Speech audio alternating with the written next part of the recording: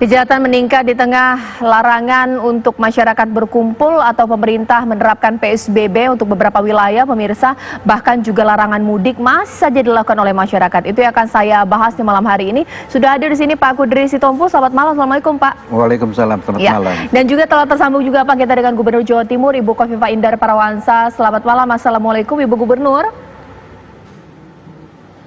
Assalamualaikum warahmatullahi wabarakatuh. Selamat malam. Ya baik Bu Khofifah, ini sekarang kita melihat bahwa tingkat kejahatan semakin meningkat atau pelanggar-pelanggar ini masih tetap banyak meskipun PSBB sudah dilakukan Bu. Tapi sebagai operator dan juga penegak di sana menerapkan aturan PSBB, sebenarnya Bu apa kesulitan dan biasanya ini seperti apa Bu? Mereka-mereka yang nekat dan tidak mematuhi aturan itu seperti apa? Ya, kalau kriminalitas betul, saya juga mendengar di beberapa titik mereka yang kerja malam. Ini ada dua misalnya dari perawat Rumah Sakit Dr. Sutomo pulang ditodong gitu. Kemudian ada salah satu pimpinan OPD dari Pemprov juga menyampaikan jam 12:30 kemarin. Mobilnya digedor-gedor, ada yang pakai motor dan kemudian ya dan seterusnya.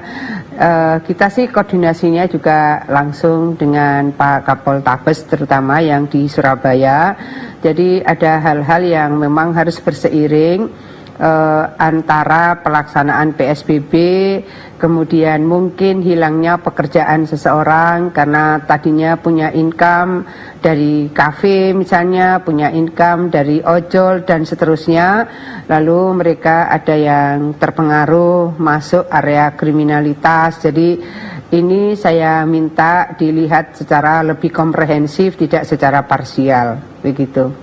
Supaya baik, penyelesaiannya juga bisa. Nah selain itu juga mereka yang sudah menyediakan jasa-jasa mudik ilegal ya Bu, tapi ditahan dulu Ibu Khofifah karena saya sebelumnya ini ada informasi pemirsa modus-modus apa yang sering dipergunakan oleh masyarakat untuk mengelabui, akal-akalan, bahkan juga nekat mudik pemirsa. Di antaranya adalah menyediakan jasa mudik ilegal dan juga modus-modus lainnya. Seperti apa ini dia? Nah ini dia pemirsa, bahkan pemudik ini rela berganti-ganti angkutan umum dari satu angkutan umum ke angkutan lain supaya tidak diciduk. Bahkan juga mereka ini duduk atau bersembunyi di sandaran kursi yang kemudian ditidurkan pemirsa, supaya ketika patroli datang atau mereka melewati titik-titik pemantauan tidak kelihatan kalau dari luar. Kita lihat lagi modus-modus lainnya. Bahkan juga menggunakan jasa travel gelap. Nah ini juga sudah mulai banyak ditawarkan di media sosial. Dan juga pemudik numpang mobil box dan kemudian bersembunyi di balik terpal atau juga barang. Nah saya mau tanya kepada Ibu Khofifah. Bu Khofifah, ini Satpol PP dan petugas-petugas yang berjaga di pintu masuk Jawa Timur ini benar-benar rigid, tidak detail, tidak memeriksa apa, jangan-jangan masih ada celah-celah kebobolan Bu, karena modus ini semakin banyak untuk mereka yang nekat mudik. Iya, ya jadi begini. Kan yang ada sekat antar pulau, antar provinsi itu 8. 1 di Banyuwangi, ini khusus untuk jalur laut. Kemudian dari 7 berarti kan 8, 7. Sebetulnya yang jalur tol itu Ngawi. Kemudian jalur besar lagi adalah Tuban. Nah yang 5 ini relatif memungkinkan mereka bisa memasuki katakan jalur-jalur yang orang sebut jalur tikus misalnya. Ada yang masuk dari Bluro, Jawa Tengah, masuk ke Bojonegoro. Ada yang dari Karanganyar misalnya, mereka masuk Magetan. Ada juga yang masuk lewat Ponorogo. Nah posisi-posisi ini sangat mungkin pada titik misalnya ada staf atau mungkin biasanya yang menjaga ada TNI, Polri, ya di situ ada Satpol PP, pas mereka istirahat ini masuk, sangat mungkin. Catatan-catatannya saya juga dapat. Nah kembali bahwa ketika Pak Presiden sudah melarang mudik, sebetulnya kan kita berharap bahwa proses untuk bisa diintervensi secara sosial ekonomi itu bisa segera sampai. Format-format yang disiapkan misalnya di DKI, misalnya harus lapor ke RT dan RW biar segera terintervensi. kami juga berkoordinasi dengan mereka yang ada di wilayah Jabodetabek. Saya minta, karena ini untuk akuntabilitas, cobalah isi melalui radar bansos. Jadi di Pemprov Jawa Timur kita punya radar bansos. Ini sebetulnya untuk mereka yang warga Jatim di Jabodetabek dan warga non Jatim yang ada di Jawa Timur yang terdampak COVID. Ini sebetulnya kalau intervensinya bisa segera dan mereka berkepastian, ini akan bisa menjadi pencegah cukup efektif untuk tidak pulang mudik, kira-kira begitu. Bu Gubernur, tapi kesulitan tidak menerapkan sanksi yang tegas, mengingat ini kan wabah, harusnya memang tegas, tapi kan kemudian ada hati nurani dari aparat atau juga petugas, bagaimana? Sebetulnya begini, kalau di Jawa Timur sendiri sudah ada 87,6% ruang observasi. Jadi pasti mereka akan masuk 14 hari di ruang observasi. Bahkan hari ini yang terbanyak, kemarin saya baru melakukan video conference itu dengan satu ruang observasi Jember sampai 382 mereka yang ada di ruang observasi, karena memang di Jember Spot Center itu gede sekali. Nah, saya ingin menyampaikan, misalnya mereka yang kemudian ketahuan di mobil box dan kemudian diturunkan, SOP koordinasi kami dengan Polda adalah mereka akan dibawa ke ruang di mana di ruang Polda atau Poltabes, di mana mereka ditaruh di situ dan nanti keluarga harus menjemput atau dicarikan mobil roda 4 yang memungkinkan mengantar mereka kembali ke titik kediaman masing-masing. Tetapi bahwa mereka harus dipastikan masuk di ruang observasi. Ada juga di antaranya, misalnya yang 2 kali ya di Bundaran Waru yang terkonfirmasi ke saya, ternyata suhu tubuhnya 38 derajat Celcius. Ya langsung dibawa dirujuk ke Rumah Sakit Menur. Ini sudah ada yang mendapatkan rujukan seperti itu karena memang suhu tubuhnya sudah 38 derajat Celcius. Baik, ditahan dulu Bu Kofifa. Ini saya ke Pak Kudri. Pak Kudri, ini menjadi dilematis ya ketika menerapkan aturannya sudah jelas di tengah wabah PSBB, kemudian ada aturan-aturan, mudik pun dilarang, tapi dari petugas mengatakan bolehlah kalau misalnya urusan mendesak, tapi dari aparatur penegak hukum bahkan juga dari pihak Pemkot juga nanti akan dikarantina. Ini ada inkonsistensi, bagaimana penegak hukum di tengah PSBB, Pak Kudri?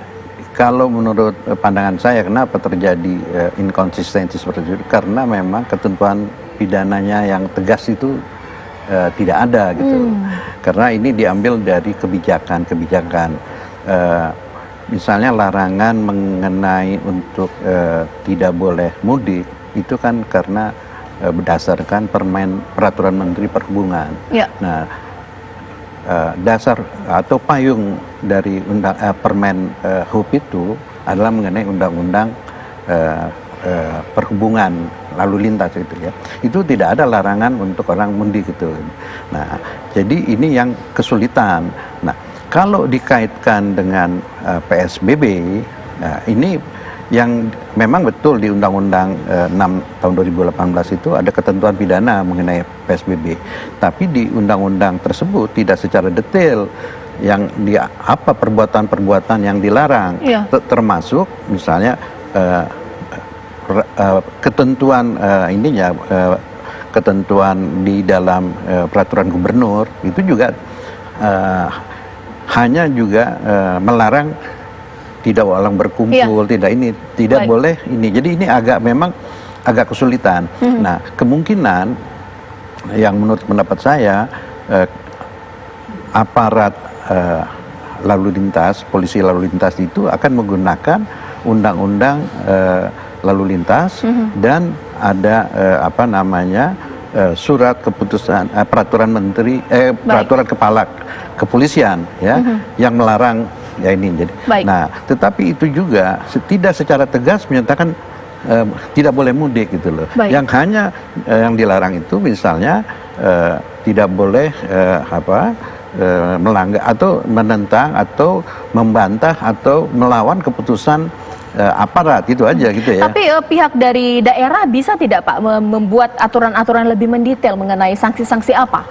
Nah, kalau perda, ya daerah itu maksudnya peraturan daerah, menurut ketentuannya perda itu nggak bisa melakukan ketentuan pidana, paling hanya denda. ya kan? Misalnya. Jadi yang boleh itu ketentuan pidana itu diatur di dalam undang-undang. Jadi hierarkis perundang-undangan, perda itu tidak boleh mengatur. Paling yang paling maksimal itu adalah denda gitu. Oke, saya tanyakan lagi kepada Bu Kofifa. Jadi Bu Kofifa, kalau ada orang nekat masuk ke Jawa Timur pakai jasa-jasa mudik ilegal, itu sebenarnya bisa ditindak tegas tidak sih Bu? Pertama begini, pasti kalau di pintu-pintu utama, kira-kira 60% memang lewat tol Ngawi. Saya ke sana sama Pak Pangdam sama Pak Kapolda. Jikalau memang ini bukan mobil dengan nomor polisi Jawa Timur, atau tidak ber-KTP Jawa Timur, atau tidak ada urusan-urusan yang dikecualikan, maka mereka diminta untuk putar balik. Yang putar balik sudah lebih dari 4.000 mobil. Jadi selama diberlakukan mulai Jumat yang lalu. Saya ingin menyampaikan bahwa yang terjadi juga misalnya di area PSBB sama. Mereka tidak ada kepentingan yang dikecualikan ya.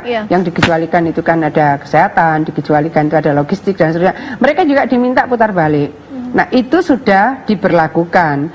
Tetapi kan mungkin ada di antara mereka yang menggunakan katakan mobil juga mobil dengan nomor misalnya L, misalnya Surabaya, atau W Sidoarjo misalnya. Kemudian mereka juga ber-KTP Jawa Timur misalnya. Mereka masuk. Tetapi kalaupun mereka masuk, saya ingin pastikan hari ini saya lihat catatan itu ada 478 karantina yang terpakai. Yang sekarang sedang dikarantina ada 3.829. Dinamik ya, ada yang keluar 4 orang, masuk lagi dan seterusnya. Artinya proses karantina itu berjalan. Bahkan kemarin yang saya tanya yang di Jember ini dari mana? Ada dari Maldives, ada dari mana? Dari Surabaya. Karena Surabaya sudah dianggap epicentrum di Jawa Timur, maka masuk ke Jember pun mereka rupanya juga harus diobservasi. Nah, posisi-posisi kami, tentu kami harus tetap memberikan perlindungan kepada warga kami. Oleh karena itu harapan kami adalah di titik-titik pintu masuk mereka atau pintu keluar lah ya. Kalau dari Jabodetabek atau dari Bandung, tentu kami berharap filternya ini di tahap-tahapan itu.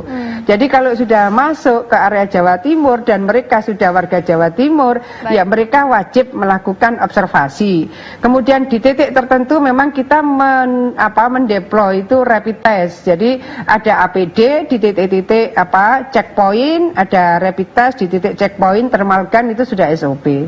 Oke Bu, tapi kalau misalnya memang mereka bisa masuk dengan cara karantina, itu bagaimana kalau misalnya masyarakat ini merasa bahwa Ibu atau mungkin juga aparat penegak hukum di wilayah Jawa Timur sedikit lembek atau mungkin tidak tegas, jadi makin banyak yang menyusup di mobil box atau juga jasa mudik ilegal, ini bagaimana Bu? Jadi kan begini, kita harus melihat hulu hilirnya. Hulunya adalah karena dari tanggal 15 Maret saya ingat, saya mengundang Pak Bupati Lamongan.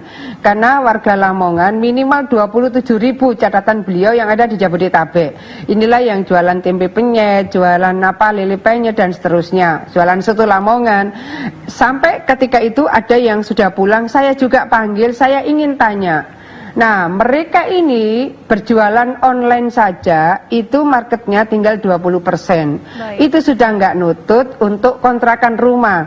Jadi hulu hilir ini rasanya kita juga harus melihat sisi sosiologis dan kebutuhan mereka, kemudian harus kembali untuk apa? Karena nggak bisa survive dalam kondisi seperti ini. Kenapa tadi saya sampaikan intervensi dari bansos itu harus cepat sampai. Ini yang memungkinkan bisa mencegah mereka untuk tidak pulang. Atau mungkin barangkali ada tempat-tempat yang lebih representatif, mereka tidak perlu kontrak, karena hari ini untuk kontrak dan makan mereka juga butuh income. Baik, Bu Gubernur, terima kasih banyak atas waktunya. Kita harapkan ini yang terbaik dan juga penerapan hukumnya yang bisa membuat masyarakat untuk tidak mudik di tahun ini. Terima kasih Bu Gubernur. Dan pemirsa, usaha jeda berikut saya akan hadirkan informasi bahwa bukan kejahatan-kejahatan atau pelanggaran hukum seperti mereka yang nekat mudik saja yang terjadi di tengah pandemi corona. Bahkan juga kejahatan hukum berat, yakni adalah perampokan disertai pembunuhan. Sesaat lagi di Apa Kabar Indonesia Malam.